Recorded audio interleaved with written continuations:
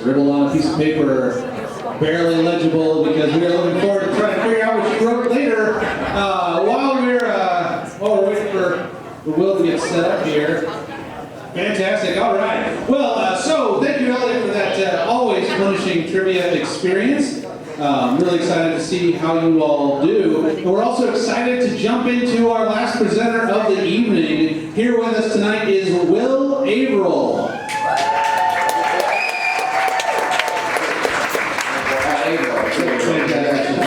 First time, thanks for fucking up the second time. Yeah. How many T's are in that? 18. 18. Yeah. Will Averill is a writer, producer, director, puppeteer, and crowd communications guy behind Community Children's Center here in Lawrence. A relatively new nonprofit, but a very excited addition to our nonprofit scene. Will co-founded Card Table Theater in 1998 and is the founder of SH*TTY.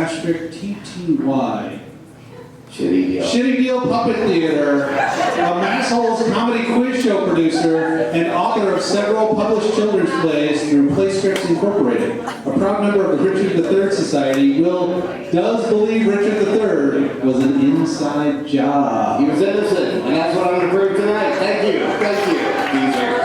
I appreciate that. Such warm words. Thanks, everybody. As Caesar said, oh, hey, what are you doing, man? Totally filled my body. What's it? Anyway, first of all, just wanted to say great job to Skylar and Lockery and Jake with me.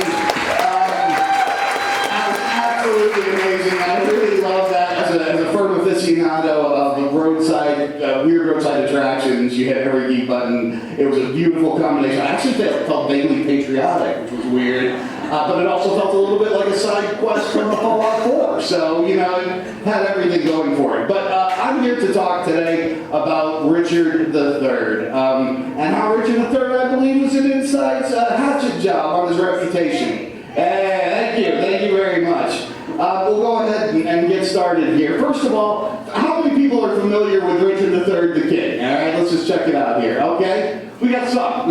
When you think about Richard III, what comes to mind? Dead nephews, kids killed at the time. What else? Horse, my horse, the king of our horse. Anything else? Hunchback, yes. He was a man who was vilified by William Shakespeare as a hunchbacked, neficidal tyrant. But I'm here to tell you that was a hatchet job that was done by the Tudors with the help of a dude named William Shakespeare. That's right. Tonight we're going to look at the story of Richard III, how he has become England's most dastardly king, why this is entirely unearned, and how that dude got stitched up and ended up buried under a car park in the city of Leicester. So, for the first thing we're going to talk about a little bit is to understand Richard III, you have to understand the Wars of the Roses. Thank you. Big Wars of the Roses fans over here. The Wars of the Roses lasted from 1455 to 1487. They were a war of succession between the houses of Lancaster and the houses of York. You can see Lancaster here as the red rose, the white rose of York. The two are combined to make the Tudor rose. This period would see 3 kings reign and die, would see potential nephewcide, countless epic battles, and the most English killed in one day in any war up until World War I and the Battle of the Somme. It was a real fucking deal. Now, let's try to explain the War of the Roses in 5 minutes. So, don't try to absorb this all, just kind of let it wash over you, okay? Much of the War of the Roses occurred because Edward III was way down to fuck. He had 6 kids, 3 of whom would spawn future kings. Now, Richard II, he got caught up in feuds with the Lords Appellant, a group of powerful barons, and also an excellent name for a band. He was eventually deposed by Henry Bolingbroke, who became Henry IV, and later got a really nasty skin disease and became a prick. Henry IV, however, was the father of Henry V, who was a total badass. You might remember him from such films as Kenneth Branagh and Henry V. And he took over large portions of France and was absolutely and totally an English hero. He created a big shadow for his son, Henry VI, who would turn out to be a pretty major disappointment.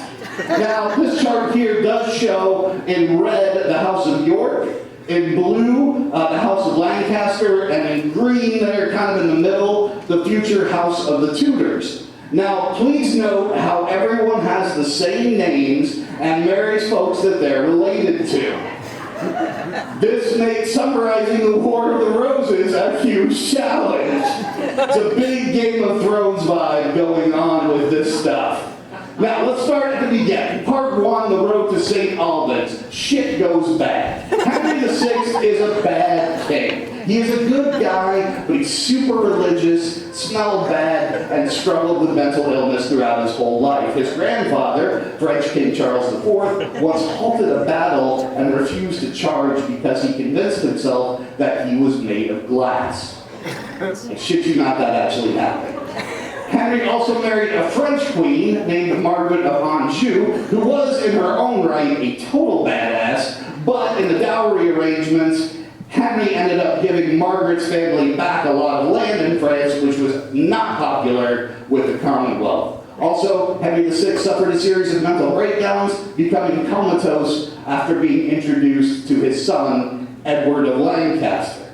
On the other side, Richard, Duke of York, became the leader of the Yorkist faction, arguing that the king was being taken advantage of by shitty advisors, and that he, Richard, Duke of York, Richard III's father, should be the primary advisor. This pissed off a bunch of houses who were loyal to the Lancastrians, and war happened in the town of St. Albans. In that war, Richard was able to take the king into custody and captured him, and the Wars of the Roses were suddenly on.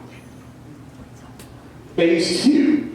The fall of Lancaster. Now, Richard didn't kill Henry VI after capturing him. This is an amazing thing about Henry VI. This guy lived so long being captured. No one wanted to kill Henry VI. He was real nice, and so they just kept not killing him, even though they probably should have. Instead, Richard tried to ensure his position as Lord Protector. However, King Henry's wife, Margaret of Anjou, had other plans. Through a series of legal maneuvers called attainders, Richard of York was disinherited. He was forced to flee to Ireland, his allies were dispersed, and his claim to the throne was invalidated. He did not take that shit sitting down, however. He returned from Ireland, connected with his allies, and marched on London to claim the throne. Now, Margaret built up an army on her own behalf in the north, and the sides met at the Battle of Wakefield, where Richard of York, his oldest son Edmund, and the Duke of Salisbury were all killed and beheaded, and their heads placed on the bar of Micklebar Gate in York, with York's face towards the town, wearing a wooden crown, and Margaret saying, "Let York look out upon what is York's." Yeah, she was tough. Richard's son, Edward IV, second son, was a golden boy. Now imagine, 4 sons. 3 of these sons are slight with black hair. The second son, Edward IV, 6 foot tall, beautiful, golden locks. There's some serious Baratheon Lannister energy going on here, and it's entirely possible, and in fact a rumor at the time, that Cecily Neville, Edward IV's mother, had an affair with the Master of Horse at the time, and that Edward IV was not the legitimate son of Richard, Duke of York. This will come into play a little bit later. Anyway, Edward IV said, we're not taking this guy, so he and Richard III together took the battle to the Lancastrians, fought them at the Battle of Towton, and the Battle of Towton was the battle in which the largest number of English folks were killed in one day until the Somme in World War I. Edward then, after winning that battle, went to London and crowned Edward IV. It probably should have been over. Now, I want to take a little tangent here and talk about, this shit is very dude-centric, so I want to point out that there are 3 in particular kick-ass ladies in the War of the Roses, and I wanted to just give them a shout out, okay? So, Margaret of Anjou, she was 15 when she married Henry VI. It wasn't her choice. She made the best she could of all the bullshit, eventually taking over as the head of the Lancastrians, leading troops at Wakefield, and staging a coup against Edward IV's early reign, all on behalf of her son, who was also named Edward.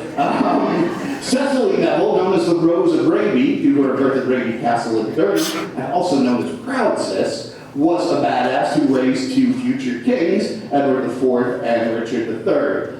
There was a really fascinating confrontation at York between Margaret of Anjou on horseback in full armor and Cecily holding her two youngest sons, George and Richard, who would later become Richard III. All of the Yorkist men at this point had taken off and left these folks on their own, and Margaret could have done whatever she wanted to with Cecily and her children. Cecily pleaded for her children's lives, and Margaret let her go and let the children go, which would later prove to be kind of problematic for Margaret, as Richard III would have something to say about that later on.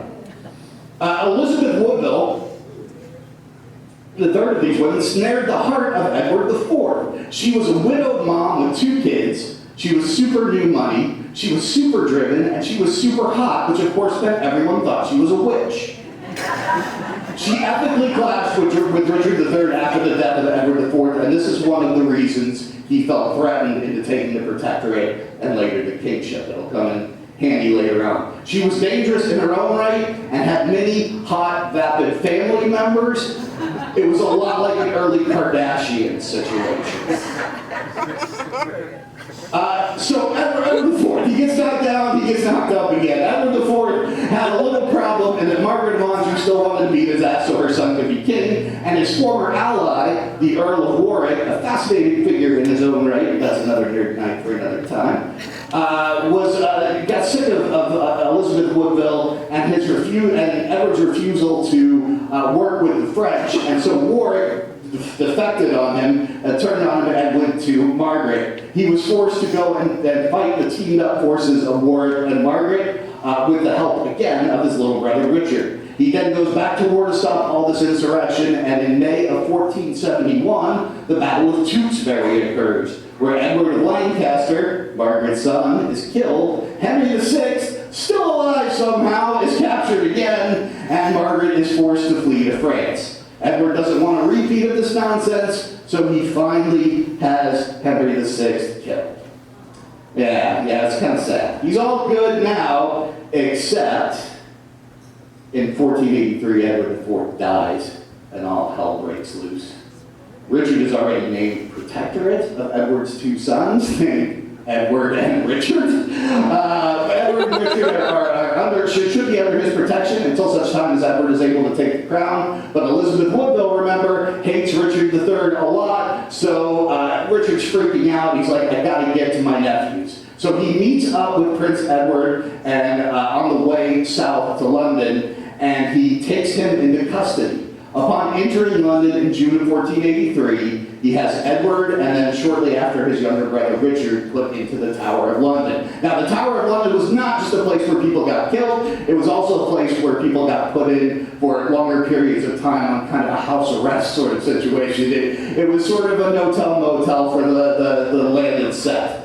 On June 25th, 1483, he declared himself King Richard III. He was able to do this by disinheriting his nephews based on some very thin evidence from the Bishop of Bath and Wells that that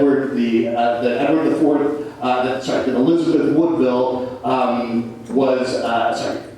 that Edward was previously betrothed to a Lady Talbot, and he was already engaged when he married Elizabeth, therefore the nephews were bastards.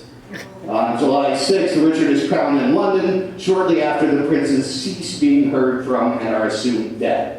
Now, in August of 1485, after just a couple of years, Henry Tudor, with the help of some Welsh and a very tenuous claim to the throne, rolls up in the south of England. The Battle of Bosworth occurs. My horse, a kingdom for my horse. And Henry Tudor takes over, beats Richard. Richard is killed. he becomes Henry VII, and with intense paranoia and brutality, kills anyone who might have a counterclaim to the throne. The Wars of the Roses at this point have effectively ended. Now, what do we know about Richard? Well, Richard's actions with his nephews were pretty shit. Let's look at some facts about him that might shed some new light. He was not hunchback. That is one of the rumors that is out there. But his body was found while they were excavating for a car park in 2012 in the city of Leicester. An analysis of the bone structure showed no sign of a hunchback, but rather that he did have spinal injury and scoliosis. He ran around fighting, was apparently a very good and competent soldier, in 80 pounds of plate armor, so he wouldn't have been able to do that with a hump. He was able to wear that armor, and by contemporary accounts was a competent soldier and warrior. He was loyal as hell to his brother Edward. He stuck with him through the entirety of the Wars of the Roses, in good time and bad, and his personal motto there was loyalty me lay, or loyalty me lie, or loyalty to my liege, or loyalty to my lord. However, he didn't get along with Elizabeth Woodville and her family, perceiving them to be using his brother for their own gain. Richard was married to his cousin Anne Neville. However, this was pretty common practice at the time, if you go back to that timeline. Rumors that he was after his niece Elizabeth after Anne's death were unsubstantiated and certainly never proven. Richard's death at the Battle of Bosworth marked him as the last English king to die on the battlefield, and his body was taken to Leicester after his death, where it lay for 527 years until they